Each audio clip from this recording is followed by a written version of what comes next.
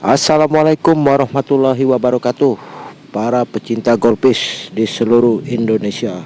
Salam sejahtera untuk kita semua. Pada video kali ini kami akan menjelaskan secara lengkap proses pemijahan ikan mas koki. Jadi langkah awal yang harus kita persiapkan adalah tank tempat pemijahan beserta medianya. Tank ini sudah kami siapkan 1 hari sebelumnya beserta aerasi yang ada di dalam tank tersebut. Untuk media pemijahan di sini kami memilih atau membuat dari tali rapia. Ada juga sebagian teman-teman itu bisa menggunakan eceng gondok maupun paranet.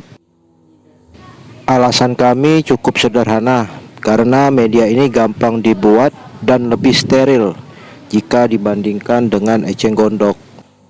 Adapun fungsi paranet yang ada di dasar tank tersebut sebagai media pemijahan itu nanti kami gunakan sebagai media identifikasi apabila proses pemijahan ikan mas koki itu nanti berhasil. Tank yang kami gunakan untuk pemijahan ini berukuran 100 x 40 x 45 cm. Jadi tank ini sangat kami rekomendasikan untuk melakukan proses pemijahan dengan ketinggian air setengah dari tinggi volume tank tersebut. Kenapa kami merekomendasikan tank tersebut? Alasannya yang pertama itu adalah dalam proses pemijahan ikan itu akan berinteraksi secara aktif, sehingga kita memerlukan media yang cukup luas untuk mengakomodasi keberhasilan dari proses pemijahan ikan-ikan tersebut. Alasan selanjutnya adalah dalam proses pemijahan ikan mas koki kami hanya menggunakan 1 tank. Maksudnya adalah dari proses pemijahan, penetasan telur sampai pemeliharaan burayak itu kita lakukan di tempat yang sama. Itulah alasannya kenapa kita harus menggunakan media yang agak besar, dikarenakan kita harus menjaga kualitas air tersebut demi kelangsungan hidup burayak-burayak nanti.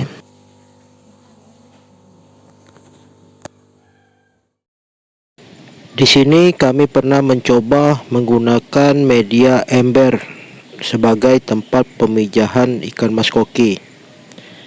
Kan tetapi menurut kami tempat ini sama sekali tidak kami rekomendasikan karena tempat ini terlalu sempit untuk melakukan proses pemijahan ikan-ikan mas koki kita. Seyogyanya ikan-ikan yang akan kita breed tersebut merupakan ikan-ikan yang sudah memiliki usia yang matang atau ikan-ikan dewasa dengan ukuran yang cukup besar. Maka dari itu kami tidak menggunakan atau merekomendasikan media ini sebagai tempat pemijahan. Baik, untuk langkah selanjutnya adalah proses pemilihan indukan yang akan kita budidayakan nanti. Ini adalah contoh indukan mas koki rancu betina yang akan kita pilih untuk proses pemijahan nanti. Adapun ciri indukan betina yang sudah siap itu adalah yang pertama usia di atas 8 bulan. Terus yang kedua, perut ikan terlihat agak membesar dan di bagian bawah perut tersebut apabila kita tekan akan sedikit lembek dan mengeluarkan cairan yang merupakan sel telur dari indukan betina tersebut. Selanjutnya ini merupakan indukan rancu jantan. Usianya sama 8 bulan up. Ikan ini cukup dewasa, memiliki size 16 cm lebih. Dan ini indukan jantan rancu lainnya. Untuk size memang agak sedikit lebih kecil, karena ini merupakan pendamping dari pejantan-pejantan lainnya. Karena skala pembudidayaan kami menggunakan 1 ekor betina dan 3 ekor jantan. Semakin besar ukuran dan usia indukan, maka hasilnya akan jauh lebih baik. Dan ini merupakan hari pertama pemindahan indukan ke dalam tank pemijahan. Ini kami lakukan pada pukul 1 siang. Dengan alasan kami ingin memberikan kesempatan kepada ikan-ikan tersebut untuk beradaptasi ke dalam tank pemijahan ini. Selama proses ini kami tidak melakukan treatment apapun. Bahkan untuk pemberian pakan pun kami tidak melakukannya. Itu dikarenakan proses pemijahan dari ikan mas koki ini berlangsung cukup singkat. Biasanya dalam waktu 24 jam apabila tidak ada kendala, ikan ini sudah melakukan pemijahan. 2 jam sebelum pemindahan ikan ke dalam lokasi ini, kami sudah stop pakan. Tapi sebelumnya pakan tersebut sudah kami push terlebih dahulu.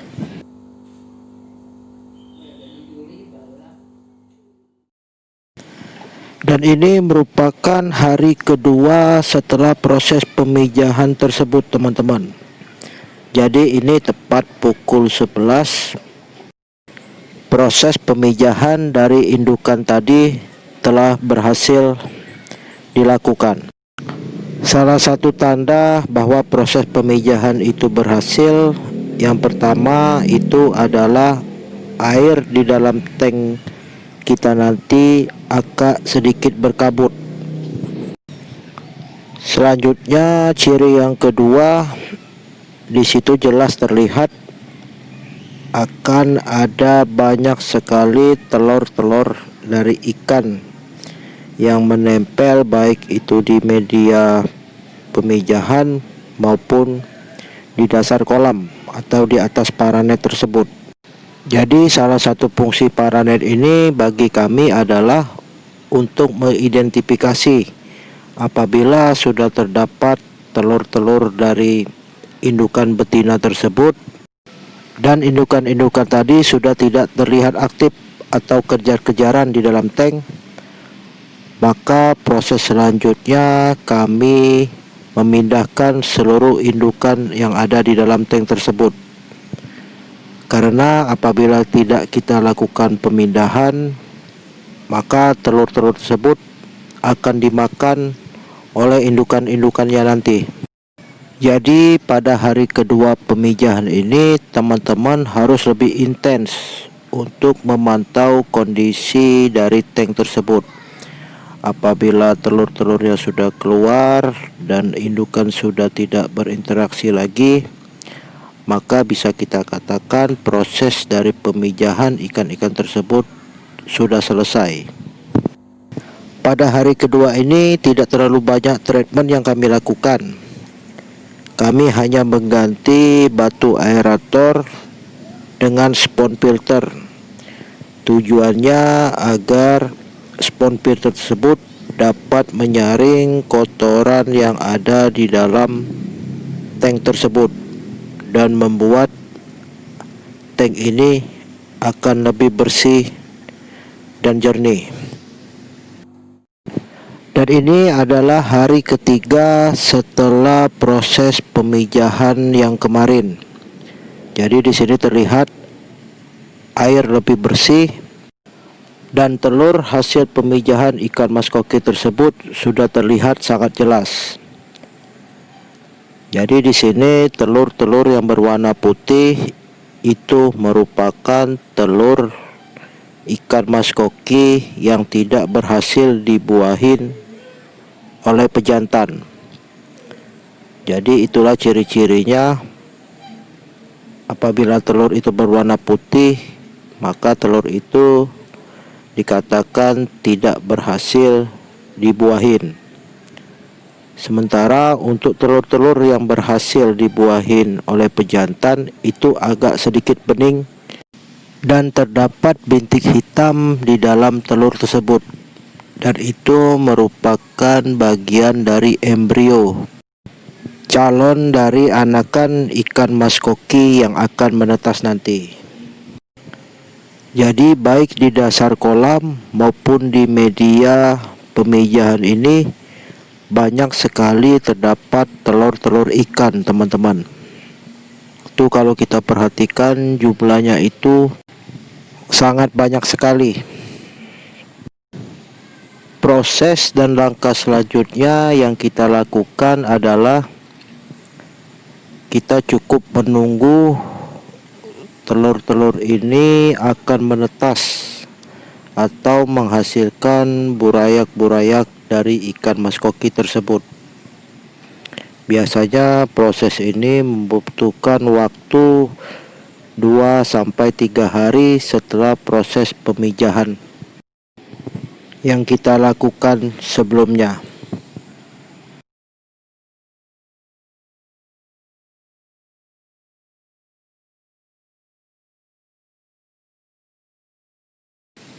Dan ini merupakan hari keempat setelah proses pemijahan, atau tepatnya usia 1 hari dari burayak-burayak ikan mas koki kita.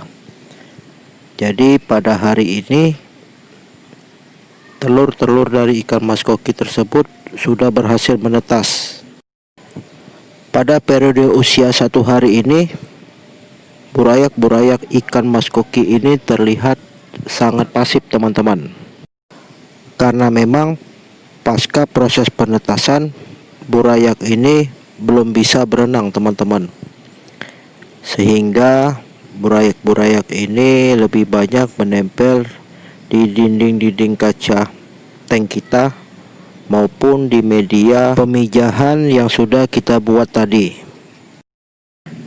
Jadi inilah alasannya kenapa kita perlu menjaga kualitas dari tank pemijahan tersebut. Dikarenakan kelangsungan hidup dari burayak-burayak ini tergantung dengan kondisi dan kualitas air yang ada di dalam tank tersebut. Karena pada periode kali ini kita tidak dapat melakukan perubahan atau pergantian air yang ada di dalam tank tersebut, karena itu dapat menyebabkan burayak-burayak ini menjadi stres dan dapat menyebabkan kematian.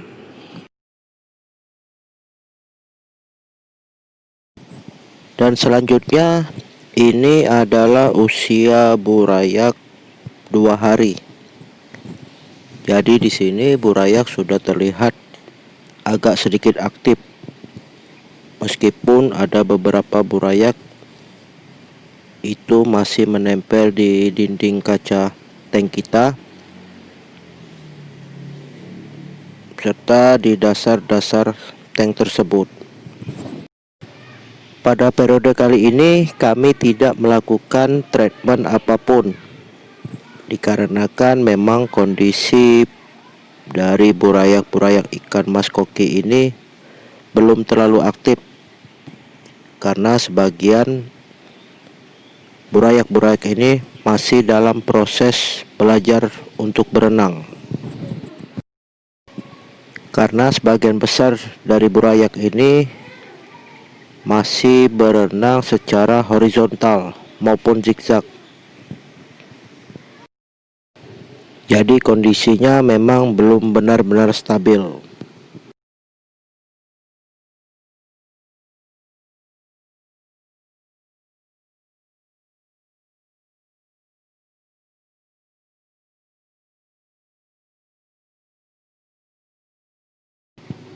Dan ini merupakan hari ketiga atau usia burayak 3 hari. Jadi di sini sudah terlihat burayak-burayak dari ikan mas koki kita sudah dapat berenang secara vertikal dan terlihat lebih aktif di dalam tank tersebut. Dan pada kesempatan ini juga kami tidak melakukan treatment apapun. Bahkan untuk pemberian pakan kami belum memberikannya di usia burayak 3 hari tersebut.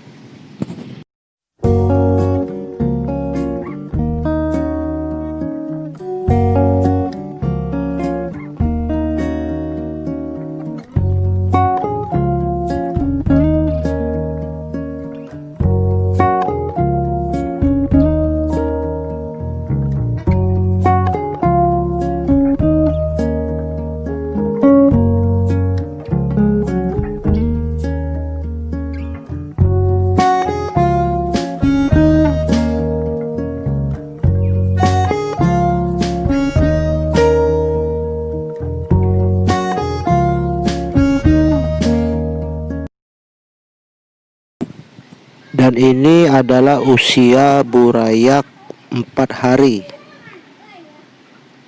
Jadi pada fase kali ini kami sudah mencoba untuk memberikan pakan pertama terhadap burayak-burayak ikan mas koki tersebut.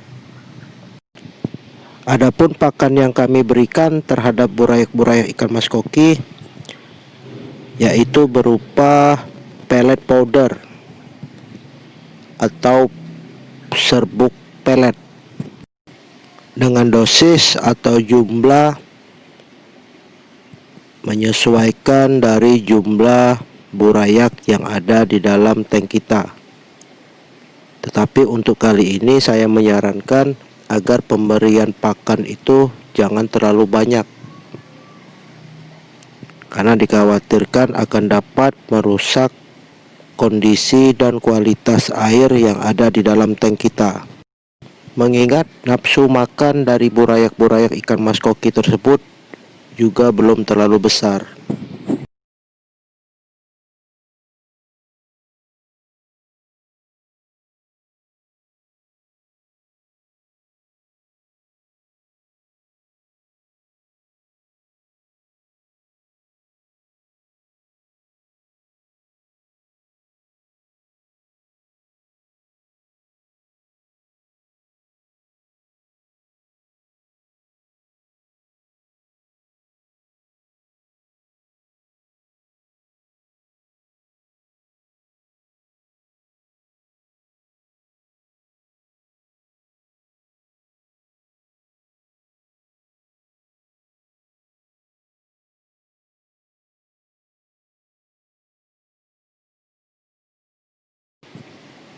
Dan ini adalah usia burayak 5 hari.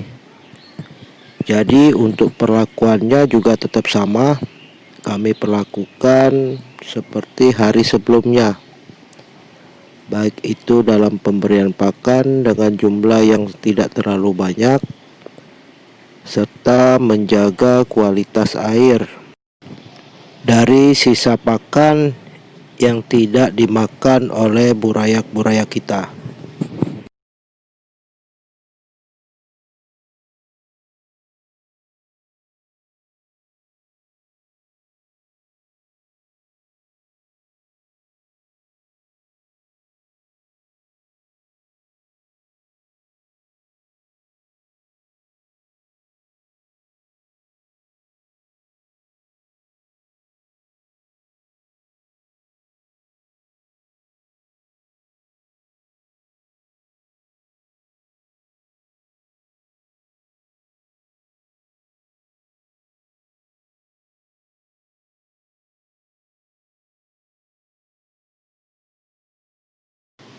Dan ini adalah usia burayak 6 hari. Jadi pada periode kali ini kami melakukan sedikit treatment, yaitu berupa pengangkatan media-media dari proses pemijahan kita sebelumnya. Jadi di sini juga kami melakukan sifon atau penyedotan sisa-sisa kotoran maupun sisa-sisa pakan dari burayak ikan mas koki yang telah kita berikan sebelumnya. Di waktu yang bersamaan juga kami melakukan pengurasan air dari tank burayak tersebut, yaitu sebesar 10%, dan kami menambahkan dengan air yang baru lagi.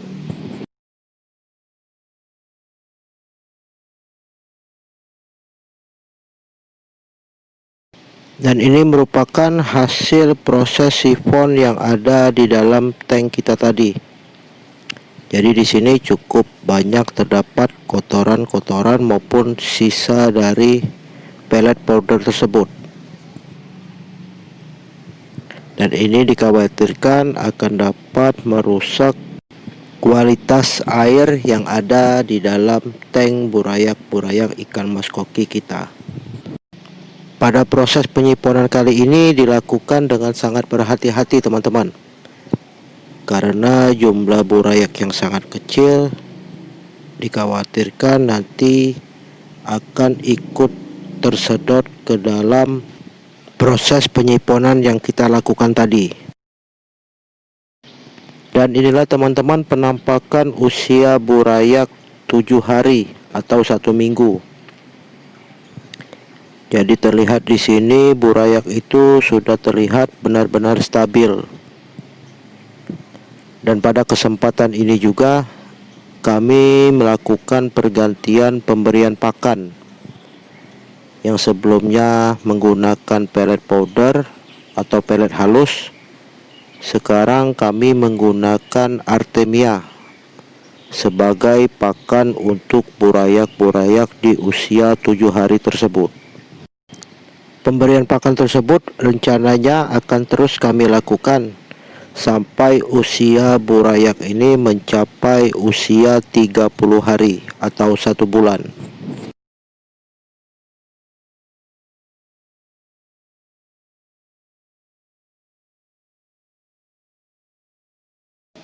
Dan ini adalah usia burayak 8 hari.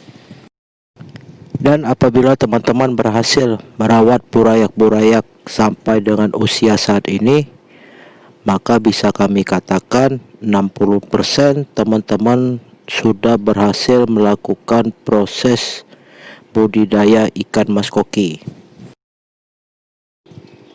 Selanjutnya yang harus kita lakukan adalah pemberian pakan yang teratur, minimal 2 kali dalam 1 hari, serta menjaga kualitas dari air tank tersebut.